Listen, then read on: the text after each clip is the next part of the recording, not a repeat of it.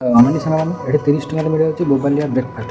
ତ ମୁଁ ଆଜି ଯାଇଥିଲି ଖାଇବାକୁ, ତ ଖାଇଲି କ'ଣ ପୁରୀ ବରା ସହିତ ଉପମା ଆଉ ବାଦାମ ଚଟଣି। ଜୟ ଜୟ ସାଙ୍ଗମାନେ, ହେବ କିଛି ଏମିତି। ମୁଁ ସକାଳୁ ଗାଧୋଇ ପାଧୋଇ ବାହାରିଲି ଅଫିସ୍ ଗଲା ବାଟରେ ଦେଖିଲି କିଟ୍ରେ ଏକ ବଡ଼ ହଷ୍ଟେଲ୍। ତ ଏଇଟା ହେଉଛି କିଟ୍ ୟୁନିଭର୍ସିଟିର ଏକ ବଡ଼ ହଷ୍ଟେଲ୍। ତ ତା ସାମ୍ନାରେ ଅଙ୍କା ଯାଇଥିଲା ଏମିତି ବିଭିନ୍ନ ଚିତ୍ର, ମନ୍ଦିର, ପୁରୀଠୁ ଆରମ୍ଭ କରି କୋଣାର୍କ, ଧଉଳିଗିରି, ଉଦୟଗିରି, ତା ସହିତ ଘଟଗାଁ ତାରିଣୀ, ତ ଏମିତି କିଛି ଚିତ୍ର ଅଙ୍କା ଯାଇଥିଲା। ତ ୟାକୁ ମୁଁ ଦେଖି ଯାଇ ପହଞ୍ଚିଲି କେଉଁଠି ନା କ୍ୟାମ୍ପସ୍ 17ରେ। ଦେଖନ୍ତୁ କ୍ୟାମ୍ପସ୍ 17ରେ ପହଞ୍ଚିଲା ପରେ ଏଇଟା ହେଉଛି କ୍ୟାମ୍ପସ୍ 17ର ସ୍ପୋର୍ଟସ୍ ଆଣ୍ଡ ଫିଟନେସ୍ ସେଣ୍ଟର, ଯେଉଁଠି ପିଲାମାନଙ୍କ ପାଇଁ ଜିମ୍ର ସୁବିଧା ମଧ୍ୟ ରହିଛି।